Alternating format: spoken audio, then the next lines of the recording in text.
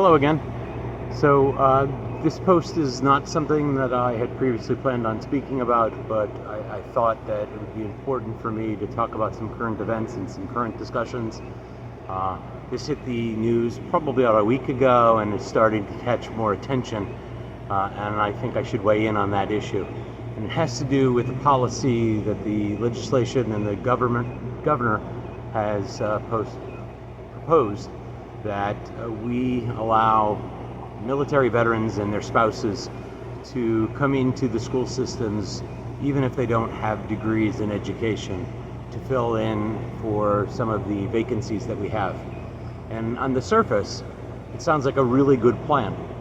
We need teachers, veterans need service, they've proven themselves in combat, in their field of service, in the military. However, this ties into a previous post that I had, and that had to do with the respect of teachers. And here again is another instance where Florida has gotten it wrong. And let me be very, very clear, I am not anti-military. I have several family members who've served proudly. My father-in-law served proudly in World War II. My father was enlisted in the Air Force. So this is not a question of being anti-military.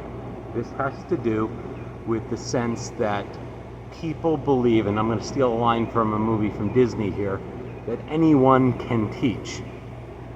I know that's not the exact quote, but you understand what I'm talking about when I say this is not a profession where you want unskilled people coming in. And again, on surface, you're talking about people who are very disciplined, who follow direction and order, etc., etc., etc. And all of those are valuable points and valuable characteristics that teachers might need.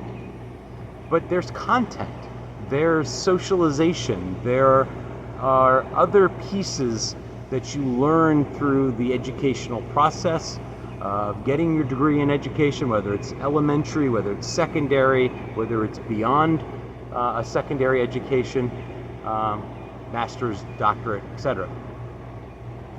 And to expect a military vet or a spouse to come in and be able to handle all of the different pieces of what goes into being a teacher is really a slap in the face of those of us who've done it for so long.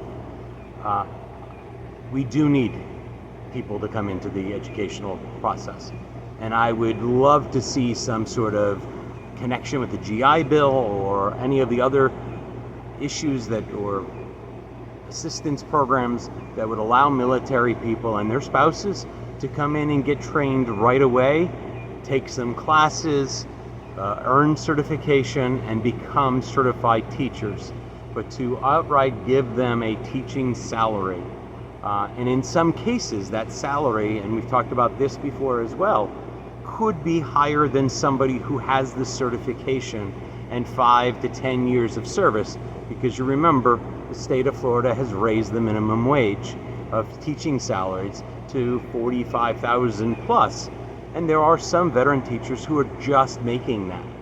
So you're going to bring in someone who has little to no training in education and pay them more than someone who has been doing it for longer. That's sort of the big point.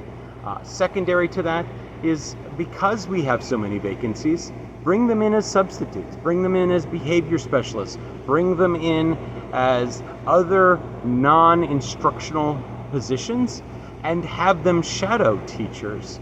Have them come in and be a shadow in the classroom. Start in the buses as bus drivers, which we're very short on. An article just hit the paper recently that there are going to be cuts in busing, and we already knew they were coming, but now there may be even more.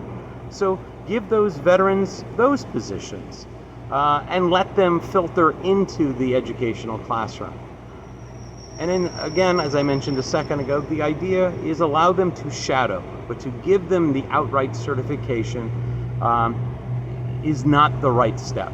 On the surface, it looks great, but it is not what we need for education. It's not going to help our students. It's not going to help the educational system.